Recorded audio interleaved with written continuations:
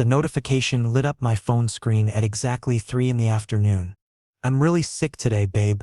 Can't make it to our date. I'm so sorry."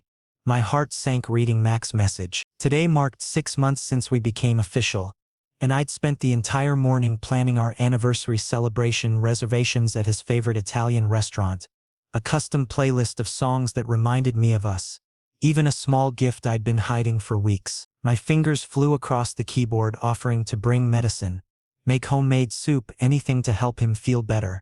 His response came quickly. He just needed rest. Nothing serious, probably food poisoning from yesterday's lunch meeting. "Don't worry about me, Louis. I'll be fine by tomorrow." I tried focusing on work after that, but concentration felt impossible. Every few minutes I'd check my phone, hoping for an update about his condition. By evening, restlessness drove me out of my apartment. I needed groceries anyway, just basic necessities.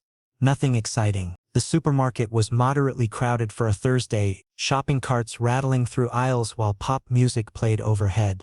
I grabbed a basket and wandered toward the cereal section, my mind still occupied with thoughts of Mac recovering alone in his apartment. Then I saw him. My breath caught in my throat, my entire body going rigid. There stood Mac in the cereal aisle, looking perfectly healthy, laughing at something the man beside him had said. This stranger stood close, uncomfortably close, leaning in to whisper something that made Mac's face light up with genuine amusement. That particular smile, I recognized it intimately. That was the smile he reserved for moments when he felt completely at ease, completely happy. The smile I thought belonged only to our private moments together. The chemistry between them radiated outward like heat waves. The stranger's hand rested lightly on Mac's shoulder as they compared cereal boxes, fingers lingering longer than casual friendship would justify. Mac gazed directly into the other man's eyes while speaking, his body language open and engaged in ways that suggested deep familiarity. My chest constricted painfully, as though someone had reached inside and squeezed my heart with an iron fist. I stood frozen, basket dangling from my hand, unable to process what my eyes were showing me. The stranger was tall, probably 6 feet, with a sharp jawline and an expensive leather jacket that screamed sophistication. But more than his appearance, his confidence caught my attention, the kind of self-assured presence that comes from knowing exactly where you stand with someone. Very comfortable. Dangerously comfortable. Neither of them noticed me initially. Mac seemed completely absorbed in whatever conversation they were having, occasionally touching the man's arm for emphasis when making a point. My mind raced through explanations, desperately searching for innocent reasons why my supposedly sick boyfriend was grocery shopping with a mysterious stranger. Maybe this was a coincidence? Maybe Mac felt suddenly better and ran into an old friend. But the intimacy between them suggested something far more complicated than chance encounters. "Mac?" My voice emerged shaky and uncertain, barely louder than a whisper. He spun around abruptly, and for one unguarded second, pure panic flooded his eyes. His pupils dilated, his jaw went slack, and every muscle in his face tensed with obvious alarm. Then he recovered quickly, forcing his expression into something resembling casual surprise, though the smile he produced looked painfully fake and strained. "Oh, Louis. Hey. What are you doing here?" "Grocery shopping," I replied flatly, my gaze shifting to examine the stranger more carefully. "I thought you were sick. Dying. Actually, based on your texts." The stranger sensed the awkwardness immediately and took a small step backward. Though he didn't leave entirely, he remained nearby, observing our interaction with barely concealed interest, as though watching some entertaining drama unfold. Mac nervously ran his fingers through his hair, that telltale gesture he always made right before telling a lie, a habit I'd noticed months ago but never mentioned. "I was feeling sick," he defended himself, but his tone sounded hollow and unconvincing. "But Philip insisted I get some fresh air, thought it might help, so I just—" "Philip?" I interrupted, turning my full attention to the stranger. Philip nodded politely in my direction, but something lurked behind his eyes, satisfaction perhaps. Or maybe smugness, like he enjoyed witnessing my discomfort. Mac reached for my hand, attempting to bridge the physical distance between us. "Louis, it's really not what you think. I swear I can explain everything."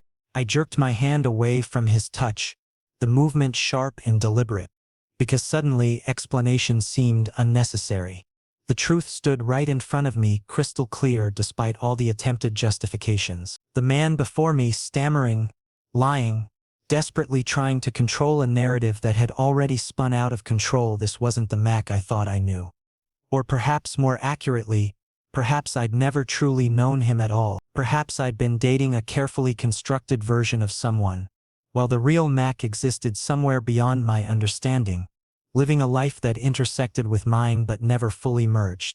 The fluorescent supermarket lights suddenly felt too bright, too exposing. Other shoppers pushed their carts past us, oblivious to the small relationship earthquake happening in aisle 7. Philip shifted his weight, still watching, still present when he should have had the decency to disappear. And Max stood between us, literally and figuratively, his face displaying guilt and fear and desperation all at once. "Who is he?" I asked quietly, surprised by how calm my voice sounded despite the chaos in my chest. Mac opened his mouth, closed it, then opened it again.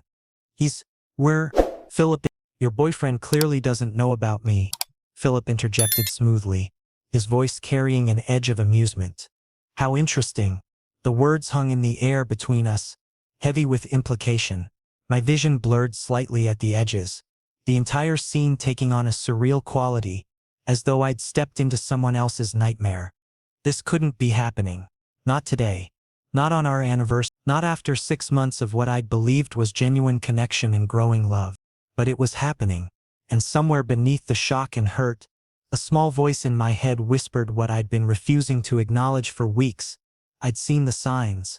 I'd chosen to ignore them, and now, standing in a supermarket cereal aisle with my sick boyfriend who wasn't actually sick, I finally had to face the truth I'd been avoiding. The drive home felt like moving through thick fog, every traffic light blurring into the next, every street corner triggering fragments of memory I couldn't suppress. My hands gripped the steering wheel tighter than necessary, knuckles white with tension. Inside my head, a war raged. Logic battling emotion, denial fighting acceptance. The scene replayed endlessly. Mac's nervous laughter, Philip's possessive hand on his shoulder, the undeniable romantic tension crackling between them like electricity. My phone buzzed 3 times from the passenger seat where I'd thrown it. Mac calling. I let it ring through to voicemail each time. By the time I reached my apartment building, text messages had started flooding in. My phone screen lit up repeatedly with notifications.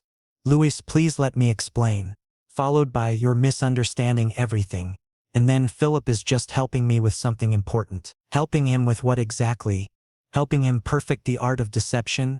Teaching him advanced lying techniques? I powered off my phone entirely rather than read another justification. My apartment felt emptier than usual when I entered, the silence oppressive and suffocating. I dropped my keys on the hallway table, the small wooden piece Mac had helped me pick out at a vintage market 2 months ago. That memory stung now. How many of our shared experiences had been genuine? How many had been contaminated by whatever he had going with Philip? I collapsed onto my couch and pressed my palms against my face, trying to steady my breathing. Panic attack symptoms crept in at the edges: rapid heartbeat, shallow breaths, sweaty palms. I forced myself to inhale slowly, counting to 4, holding, then exhaling. My mind began rewinding through recent weeks, searching for clues I'd missed. Mac had been coming home later than usual, always with reasonable explanations. Unexpected client meetings, traffic delays, helping a coworker with a project. 3 weeks ago, he'd suddenly announced he was joining a gym, which seemed odd since he'd never expressed interest in fitness before. 2 weeks ago, I'd noticed a new cologne, something expensive and sophisticated that didn't match his usual style. When I'd commented on it, he'd brushed it off as an impulse purchase. Last week, he'd been unusually protective of his phone, angling the screen away whenever notifications appeared. The signs had been there. I just refused to see them because seeing meant confronting uncomfortable possibilities. Acknowledging meant potentially losing what we had, or what I thought we had. Sleep proved impossible that night. I lay in bed staring at the ceiling, watching shadows shift as occasional cars passed outside my window. Every possibility ran through my analytical mind on an endless loop. If Philip was just a friend, why lie about being sick? Why hide their meeting? If I was overreacting as Mac's text suggested, why had his eyes shown such obvious panic when I'd discovered them? Questions multiplied faster than I could process them, each one spawning 3 more. Morning arrived reluctantly, gray light filtering through my curtains. My phone, powered back on, immediately buzzed with a new message time-stamped 7 a.m. I'm coming over. We need to talk. I'm not leaving until you hear me out. Classic Mac, persistent and stubborn whenever he needed to justify himself. I didn't respond. Let him wonder. Let him experience a fraction of the uncertainty he'd put me through. By noon, aggressive knocking rattled my apartment door. Luis, please, open the door. I know you're in there. His voice carried through the wood, strained and desperate. I approached slowly, debating whether this conversation was worth having. Part of me wanted to leave him standing in the hallway indefinitely, but another part, the part still stupidly attached to him, needed answers. I opened the door but left the chain lock engaged, creating a narrow gap between us. The physical barrier represented the emotional distance I needed to maintain. Mac looked exhausted, dark purple circles staining the skin beneath his eyes. His usually neat hair disheveled. Guilt was written across every feature of his face in bold letters. Let me in, he requested softly, almost pleading. We can talk from here, I replied coldly, crossing my arms defensively across my chest. He released a frustrated sigh, running his hand through his already messy hair. Fine. Luis? Philip, he's my ex-boyfriend. The floor seemed to tilt beneath my feet. Ex-boyfriend? The man I'd seen him with yesterday, laughing and touching and sharing intimate space that was his ex. And he'd never mentioned this person's existence in 6 months of dating. Not once, not even in passing when we'd shared stories about previous relationships. Your ex, I repeated slowly, keeping my voice dangerously calm despite the fury building inside. And you never mentioned him. Not once in 6 months. Not even when we talked about our dating histories. 'Cause he didn't matter. Mac's tone turned defensive immediately. We broke up 3 years ago. He moved to another state entirely. I genuinely thought he was gone from my life permanently. But he came back, I pointed out sharply. And when he did, you decided lying to me was the better option? On our anniversary? Mac's face drained of color. The realization hit him visibly. He'd forgotten our anniversary completely. 6 months together, and the date had slipped his mind entirely while he was busy with Philip. Louis, I'm sorry. Work has been overwhelming lately, and busy with Philip? I interrupted bitterly. Is he distracting you so thoroughly that you can't even remember your current boyfriend exists? Silence filled the hallway, heavy and suffocating. Other apartment doors remained closed, but I imagined neighbors listening to our confrontation through thin walls. Max stared at the floor, unable to meet my eyes, unable to offer any defense that would justify his choices. Get out, I finally said, my voice breaking despite my efforts to sound strong. Louis? I said, get out, Mac. The words came out louder than intended. I slammed the door shut, the chain lock still engaged, creating a definitive barrier between us. He knocked again immediately, his voice muffled through the wood, pleading and desperate. I ignored him, walking to my bedroom and locking that door too, creating multiple layers of separation.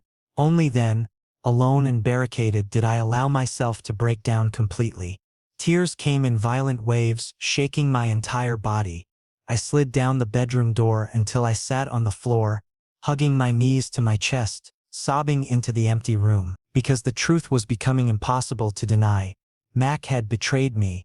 Maybe not physically, maybe not intentionally, but emotionally he'd already left our relationship, and I'd been too blind to see it happening. 3 days passed in agonizing slow motion.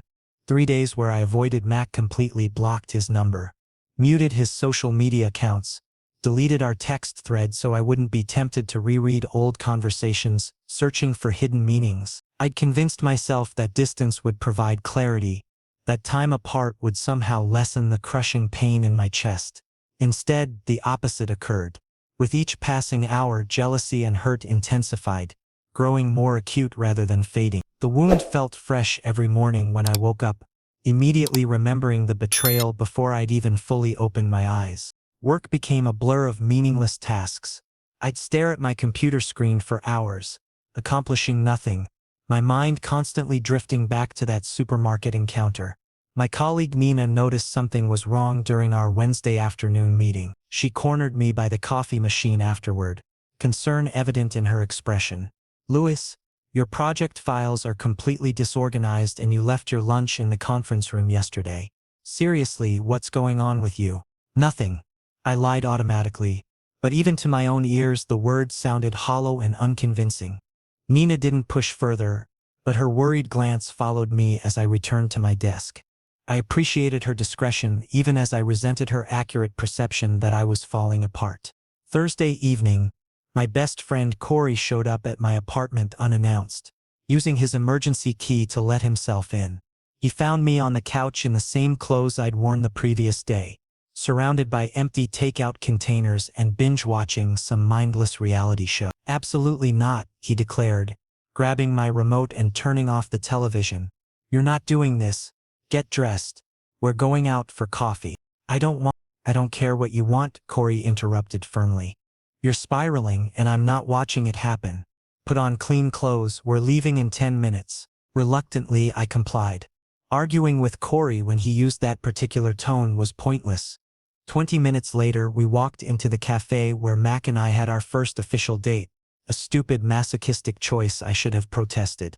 But I was too emotionally drained to suggest alternatives. The familiar smell of espresso and pastries triggered a wave of nostalgia so powerful I nearly turned around and left immediately. Then I saw them. The universe apparently enjoyed torturing me, because there sat Mac and Philip in a corner booth, coffee cups between them. This wasn't a casual coincidental meeting. Philip's hand rested on the table mere inches from Mac's, their fingers almost touching. The positioning was deliberate, intimate, possessive. And Mac? He was laughing, genuinely laughing in the exact way he used to laugh at my jokes during our early dates. Corey grabbed my arm immediately, sensing my impulse to either flee or confront. Louise, don't. Let's just leave. But I was already moving toward them, drawn by some self-destructive need to understand what was happening. Both men looked up as I approached. Philip's expression remained neutral, almost bored, while Mac's eyes widened with a mixture of guilt and fear. Louis, Mac started, standing up so quickly his chair scraped loudly against the floor. This isn't what?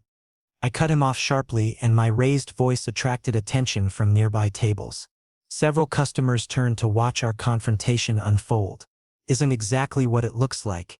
Your ex-boyfriend, sitting with you again, acting like you're together? Philip attempted to intervene, his voice smooth and irritatingly calm. Look man, we were just catching up. Nothing more than two old friends reconnecting. I'm not talking to you, I snapped at him, then redirected my focus entirely to Mac. You told me Philip meant nothing. You promised me this situation was innocent. But here you are, again with him smiling like I don't even exist. I wanted to explain everything properly, Mac said desperately, taking a step closer. But you blocked me. You won't answer my calls or respond to messages. What am I supposed to do? Maybe stop lying. My voice cracked with emotion. Maybe stop choosing him over me repeatedly. Mac's face went pale. I'm not choosing him. Louis, please, you have to understand. But I was already walking away, Corey following close behind. Before exiting the cafe, I glanced back one final time. Philip had placed his hand on Mac's shoulder in what was clearly a comforting gesture, and Mac allowed it, leaning slightly into the touch rather than pulling away. That image burned itself into my memory, another painful addition to the collection. At home, I finally broke down completely. Corey held me as I collapsed onto the floor, sobbing uncontrollably. Why am I so stupid? I gasped between tears. All the signs were there, I just refused to see them. You're not stupid, Corey said firmly, his voice steady and reassuring. You were in love, and he took advantage of that trust. His words contained undeniable truth, but accepting that truth felt unbearable. Accepting meant acknowledging that the past 6 months, the memories, the intimacy, the future plans we'd discussed, all of it had been built on unstable ground. That perhaps Mac had never been fully present in our relationship because part of him remained tethered to Philip, to their shared history, to whatever unresolved feelings existed between them. I spent the rest of the evening replaying every interaction, analyzing every conversation, searching for the exact moment when things had started going wrong. Was it when Philip first contacted him?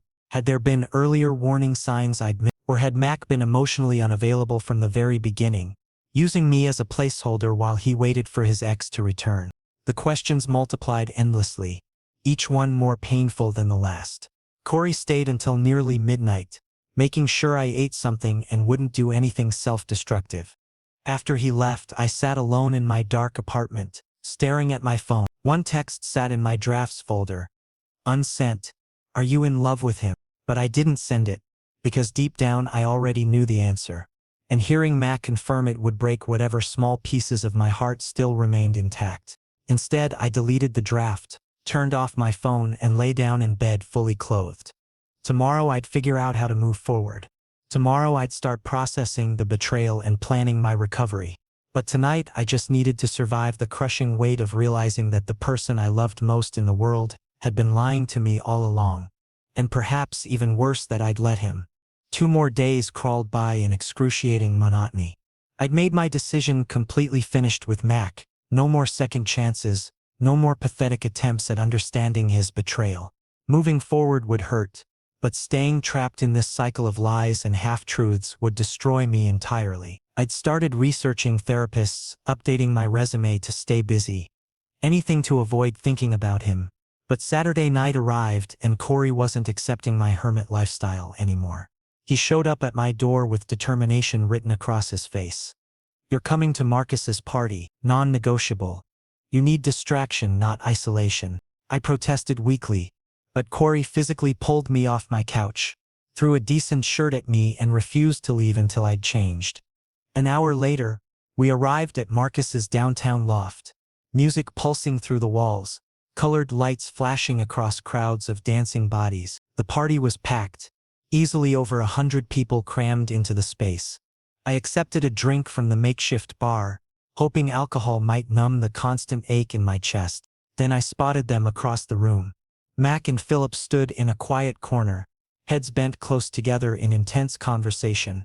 Mac looked stressed, his shoulders hunched defensively, while Philip appeared calm and collected, playing the role of comforter perfectly. As I watched, Philip reached up and gently touched Mac's cheek, an intimate, possessive gesture that made my blood boil.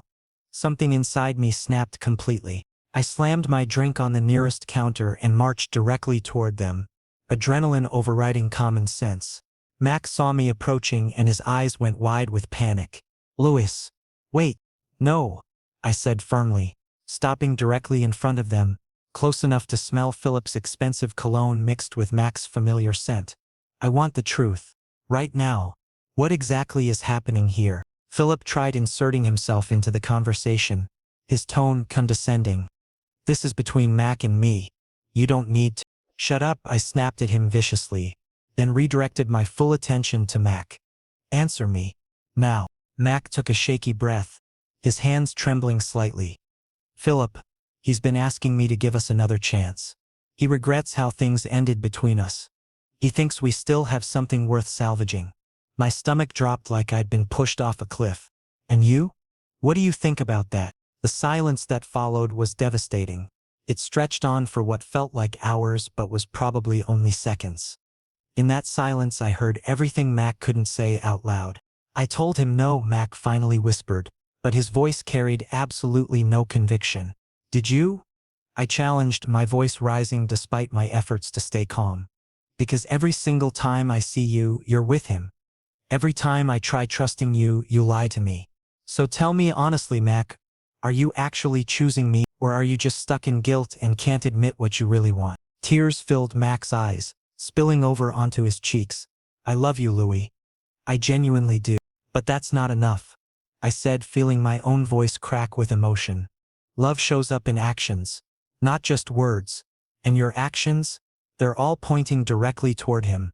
Philip finally spoke again, his tone infuriatingly smug. "Maybe because he's finally realizing what we had was authentic. What you two have is just temporary." That did it. I completely lost control. My hand shot out and I shoved Philip hard, not violently enough to hurt him seriously, but firm enough that he stumbled backward into the wall. "Stay away from him. Stay away from us." Immediately 2 security guards appeared, alerted by nearby partygoers who'd noticed the commotion. Corey materialized beside me, grabbing my arm firmly. "Louis, come on. We're leaving, now." He pulled me toward the exit before the situation could escalate further. Outside, cold night air hit my face, and I realized I was shaking uncontrollably, my breath coming in gasps. "Louis, listen to me," Corey said seriously, gripping both my shoulders and forcing me to look at him. "This situation is toxic for you. You deserve so much better than someone who can't decide what he wants." And for the first time since this nightmare began, I actually agreed with him completely. We walked to a nearby diner, sitting in a corner booth while I gradually calmed down. Corey ordered coffee and pie, and we sat in companionable silence for a while. Finally, he spoke. "You know what you need to do, right?" "Yeah," I admitted quietly. "I need to end this, for real this time." "Good," Corey said, squeezing my hand across the table, "because watching you suffer like this is killing me too." I went home that night with a strange sense of clarity. The confrontation, as messy as it had been, had shown me the undeniable truth. Mac was never going to choose me.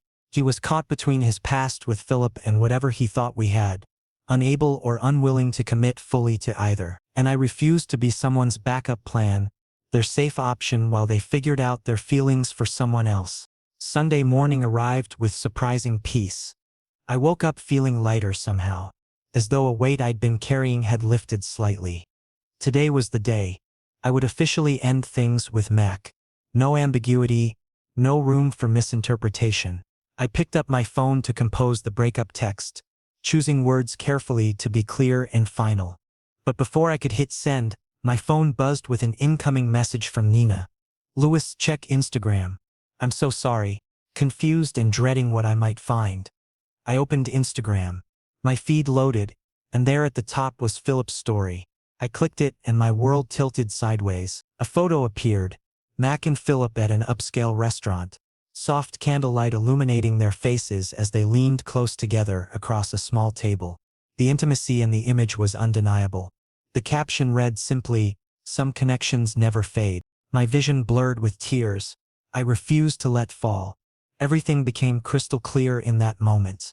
Mac might physically be my boyfriend, but emotionally and mentally, he'd already returned to Philip. Perhaps he'd never truly left. Perhaps I'd been fooling myself this entire time, seeing what I wanted to see instead of acknowledging reality. I didn't need to send that breakup text anymore. The relationship was already over. It had been over for a while, probably since the moment Philip came back into Mac's life. I'd just been too stubborn or too scared to accept it. But now I saw everything clearly, and it was time to finally let go. Sunday morning light filtered through my curtains, harsh and unforgiving.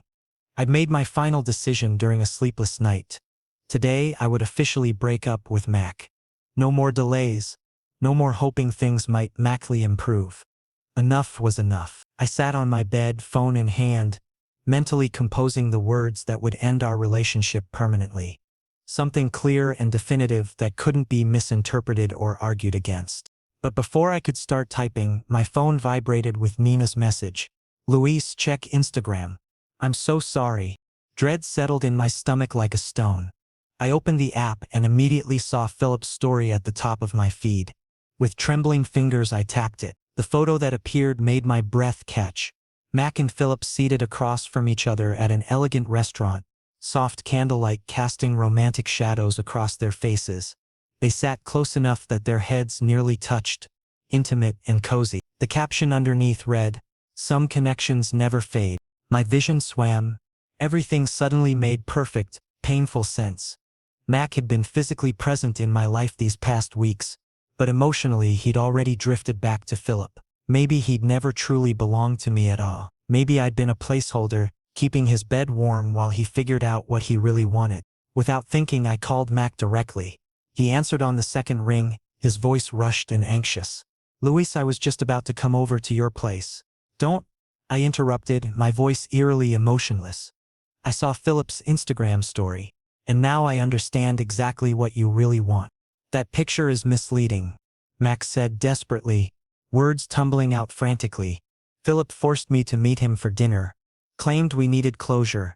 I only went because you can't let him go." I finished for him bitterly. Mac, you're having an emotional affair. Maybe nothing physical has happened, but your heart belongs to him, not me.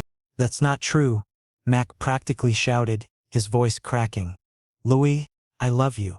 I want to be with you, but you also don't want to lose Philip, I stated, finally accepting the excruciating truth. And I can't share you. I deserve someone who chooses me without doubt, without hesitation, without constantly looking over their shoulder at their ex. Mac's sobs came through the phone clearly, raw and genuine. Please, Louis. One more chance. I'll block Philip completely. I'll do whatever it takes. No, I said firmly, tears finally escaping down my own cheeks. I'm done, Mac. We're done. This relationship is over. I ended the call and immediately powered off my phone. Then I sank onto my floor, back against the bed, and broke down completely. Corey arrived 30 minutes later. I'd given him my spare key months ago for emergencies. He found me still on the floor, held me while I sobbed, and said nothing. Sometimes silence is the greatest comfort. 2 days passed in a blur of work and forced normalcy. Wednesday afternoon, curiosity got the better of me. I checked social media for the first time since the breakup. What I found felt like a punch to the gut. Mac and Philip had gone public with their relationship. A photo showed them together, smiling genuinely, with the caption "Starting fresh," posted just 2 days after our breakup. 2 days. The timeline made everything clear. Mac had been waiting for my permission, waiting for our official ending. The moment he got it, he'd wasted no time jumping into Philip's arms. Part of me had suspected this would happen, but seeing the confirmation still hurt like hell. I deleted Instagram from my phone entirely, then Twitter, then Facebook. I silenced all notifications and threw myself into work with obsessive focus. My boss actually commented on my sudden productivity increase, praising my dedication. If only she knew I was just trying to survive each day without falling apart. Nina checked on me regularly, bringing coffee and occasionally forcing me to eat lunch. You're going to get through this, she said firmly one afternoon, sitting across from me in the cafeteria. I know it doesn't feel like it now, but eventually this will hurt less. When? I asked, genuinely curious. When does it stop feeling like someone ripped my heart out? Gradually, she answered honestly. Not all at once, just little by little, day by day, until one morning you wake up and realize you haven't thought about him in an hour. Then a morning, then a whole day. I wanted to believe her, but the pain felt too enormous, too consuming to ever fade. Corey took a different approach. He showed up Friday night with takeout and a plan. We're going to start rebuilding your life, he announced, spreading food across my coffee table. New hobbies, new routines, new everything. You're not the same person you were when you met Mac, and you shouldn't try to be. What if I don't know who I am without him? I asked quietly, voicing the fear that had been haunting me. Then we figure it out together, Corey said simply. That's what best friends do. We spent that evening brainstorming, activities I'd always wanted to try, places I'd wanted to visit, goals I'd pushed aside while dating Mac. By the end of the night, I had a list of 15 things, ranging from take a pottery class, to finally learn Spanish, to go on a solo road trip. Start small, Corey advised as he left. Pick one thing and do it this week, just one. Monday morning, I signed up for a pottery class at the community center. It felt simultaneously terrifying and liberating, doing something purely for myself, with no connection to Mac or our shared history. The class started Thursday evening, and I spent the intervening days nervously anticipating it. When Thursday arrived, I almost chickened out, but Corey's words echoed in my head. Start small. So I went. The class was small, just 8 people, and the instructor was patient and encouraging. My first attempt at throwing a pot was disastrous, the clay collapsing under my inexperienced hands. But I laughed, genuinely laughed, for the first time in weeks. Walking home that night, I realized Nina had been right. The pain hadn't disappeared, but for 2 hours I hadn't thought about Mac at all. 2 hours where I'd been fully present, focused on creating something with my own hands, existing entirely in the moment. It wasn't healing. Not yet. But it was a start. And sometimes, that's all you need. Just a small crack in the darkness, letting in the tiniest sliver of light. Enough to remind you that eventually someday you'll be okay again. 4 weeks passed. An entire month since I'd ended things with Mac. 28 days of slowly, painfully rebuilding myself piece by piece. I'd continued with pottery class, started learning Spanish through an app, and even booked that solo road trip for next month. Corey had been right, establishing new routines helped. Not completely, not perfectly, but enough to make each day slightly more bearable than the last. I'd also started therapy. My first session had been awkward, me stumbling through the story of Mac and Philip while my therapist listened patiently. But by the third session, I'd started unpacking deeper issues. My tendency to ignore red flags, my fear of being alone, my habit of prioritizing others' needs over my own. Therapy wasn't fixing me, but it was helping me understand myself better, which felt like progress. Nina had organized regular friend dinners, forcing me to socialize and remember I had a life beyond romantic relationships. Last week we tried a new Thai restaurant, and I'd actually enjoyed myself, laughing at Marcus's terrible jokes and debating movie rankings with Jessica. For a few hours I'd felt almost normal again. But healing isn't linear. Some days I woke up feeling strong and capable. Other days I could barely get out of bed, weighted down by memories and what-ifs. Today was somewhere in between, manageable but not easy. I decided to work from my favorite coffee shop this afternoon, needing a change of scenery from my apartment. I'd claimed a corner table, laptop open, attempting to focus on a project proposal. The cafe was moderately busy, the ambient noise providing pleasant background static. I just finished my second cup of coffee when the door chimed, and I looked up reflexively. Mac walked in. Our eyes met immediately, neither of us expecting this encounter. He froze near the entrance, uncertainty flickering across his face. Then he raised his hand in a hesitant wave, and after a moment's pause, approached my table cautiously. "Louis," he said softly, standing at a respectful distance. "Can I sit down?" Every instinct screamed at me to say no, to protect the fragile progress I'd made. But another part, the part that still needed closure, nodded silently. Mac pulled out the chair across from me and sat, his movements careful and deliberate. "I came here hoping to find you," he admitted, not quite meeting my eyes. "I wanted to apologize for everything that happened." "Okay," I said neutrally, keeping my emotional walls firmly in place. "What I did to you was inexcusable," Mac continued, his voice heavy with regret. "You deserved complete honesty, complete commitment, and I couldn't give you that. I was wrong. Completely, inexcusably wrong." "Yes," I agreed simply.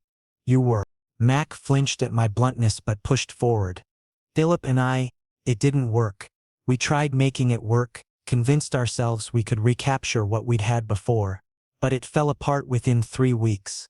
We're toxic together, always have been." I realized too late that I'd destroyed something real, us chasing a fantasy that was never going to work.